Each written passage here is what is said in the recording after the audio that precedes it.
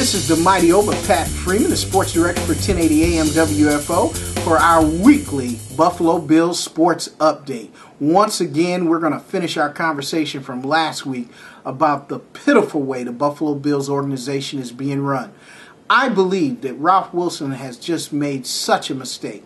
Last year they told us about continuity. Continuity in keeping Dick Jauron here. Well, let me tell you, the continuity is nothing but mediocrity. Dick Jauron has done what he's done in Chicago. He got lucky the 1 year. He won 7 games by 3 points or less, and he was given Coach of the Year for that. He was eliminated in the first round of the playoffs after a bye, and that's been his only winning in the NFL. Other than that, he has been a perennial loser. Why is he a perennial loser? Because of the assistants that he hires. You can go down the list of the assistants that he hires outside of Bobby April and George Carvalho's. Outside of that, who has experience? He just hired Bob Sanders from Green Bay this year. But the rest of them, Perry Fewell, first time he was ever a coordinator. Alex Van Pelt, first time ever a coordinator, been coaching in the NFL less than 4 years. This man wanted to try to approach an NFL season with total mediocrity. I believe there's enough talent on the Buffalo Bills to win. But with this type of coaching, you can't win because they can't beat the Bill Belichick and his staff. You cannot beat Tony Sparano and his staff. You cannot beat these guys because they have hired great staffs. Rex Ryan has Brian Schottenheimer.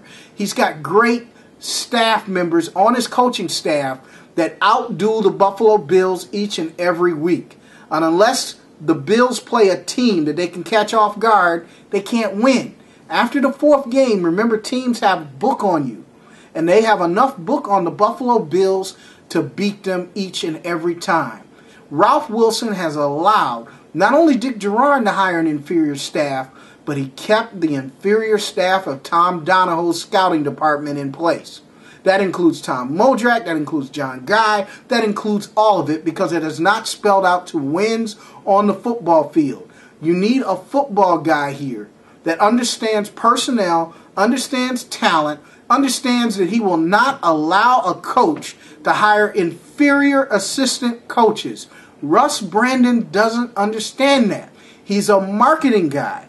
And that's why you need a football guy in here, or we're going to continue to be upset here in Western New York.